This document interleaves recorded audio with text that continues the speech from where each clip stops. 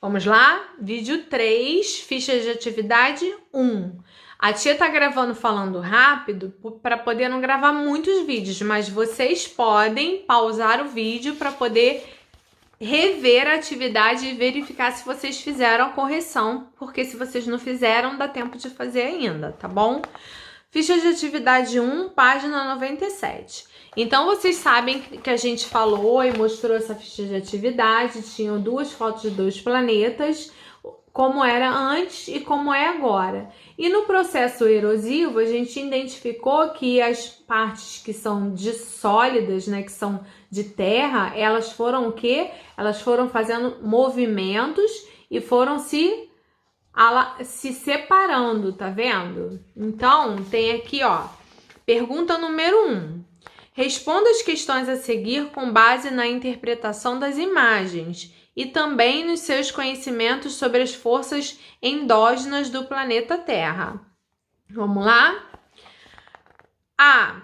Qual das duas imagens representa a configuração da Terra atual? Então, a imagem do lado que está escrita assim, ó, sem mostrar a Oceania, ok? E a gente sabe que a imagem que é essa, as forças endógenas são as forças internas do nosso planeta, ok? Na B, o que era Pangeia, né? O que era Pangeia? Pangeia foi um grande continente que reuniu praticamente todas as terras imersas, que começou a se fragmentar há cerca de 225 milhões de anos atrás. Então, vocês observam que essa classificação de nome eram quando todas as terras estavam juntas e aí os processos, né, de movimentação começaram a separar os continentes. Os continentes eram unidos, eles começaram a se separar, tá? C. De acordo com a primeira imagem, a América do Sul ficava ao lado de qual continente? Qual continente vocês identificaram aí que a América do Sul ficava ao lado? Da África. Ainda continuou ao lado, só que separados pelo oceano, tá bom? Na página 98, tem aí, letra D. Os continentes vão estar sempre no mesmo lugar? Não, pois nós já sabemos que existem essas forças internas do nosso planeta.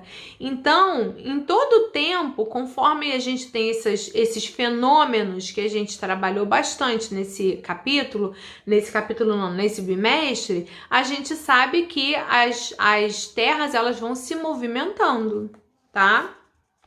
E tinha um correlacione, que eram 5 fotografias da Terra e cada uma delas em qual classificação ficava. Então, a primeira era no início do planeta dominado pelo fogo, a segunda era surgimento dos oceanos, a terceira era surgimento dos dinossauros, a quarta era surgimento dos seres humanos e a quinta era o mundo atual. Tá bom, crianças?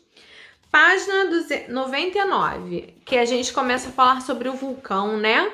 Então, tem aqui, ó, uma parte aqui da Terra que fala sobre como é a Terra. Então, a Terra, ela tem 3 camadas, certo? E lembra que nós falamos sobre isso? A crosta, o manto e o núcleo. E aqui vem pedindo para vocês relacionarem cada camada suas características. Vamos lá? Na letra A. O manto é formado por materiais em estado líquido ou pastoso, muito quentes, ok? B. A crosta é a camada mais fina do nosso planeta e está dividida em 12 placas, são as placas tectônicas, tá? A gente vai ver isso ainda mais para frente. C. Esta camada é a mais interna e é a mais interna do nosso planeta. Apresenta temperaturas elevadíssimas e é sólida. Estamos falando do núcleo, tá bom? Vamos lá. Página 100. Leia os seguintes relatos. Tem um relato aqui e tem aqui uma foto de um vulcão. Ó, tem um relato e tem a foto de um vulcão aqui. E tem aqui a pergunta número 3 e a pergunta número 4 para a gente fechar essa ficha aqui. Sabemos que os movimentos que ocorrem no interior do nosso planeta podem desencadear fenômenos na superfície terrestre. Lendo o relato, qual fenômeno você identifica? Qual foi o fenômeno que você identificou? Eu identifiquei o fenômeno do terremoto, tá? Que o relato está aqui mencionando pra gente. E na 4, observe a imagem, que é essa imagenzinha do vulcão. Ela mostra outra consequência do movimento interno da Terra, que costuma alterar a paisagem também, pois quando ocorre, materiais vindos do interior chegam à superfície. A que fenômeno estamos nos referindo nessa imagem aqui que nós estamos vendo? Ao vulcanismo. É quando o vulcão ele entra em erupção e sai aquela lava super quente, né? E aí esse processo é chamado de vulcanismo, tá bom? Na ficha número 3 tem aqui a fotografia de um vulcão que vocês precisavam classificar, colocar cada nome em seu lugar. Então lá embaixo o primeiro era a camada magmática, a segunda era a chaminé, a terceira era o cone, a quarta era lava, a quinta era cratera e a sexta era nuvem de cinzas e gases, tá? Página 102. No exercício anterior, né, você precisou completar os espaços com as palavras. Nesse, você vai completar encontrando nas cruzadinhas as mesmas palavras. Então, a gente encontra aqui nas cruzadinhas cratera, magmática, cone, chaminé, nuvem e lava, ok? Número 3, os vulcões que ficam nos oceanos podem construir novas formas de paisagem. Escreva um exemplo. Lembra que nós falamos que eles podem construir ilhas quando eles entram em erupção no oceano? É uma nova forma de paisagem. Número 4. Podemos viver dentro de uma cratera de vulcão? Podemos viver dentro da cratera de um vulcão se o vulcão não tiver mais nenhum tipo de atividade. A gente até chegou a ver uma fotografia com uma residência construída no local, provavelmente para pesquisa, né? Sem medo.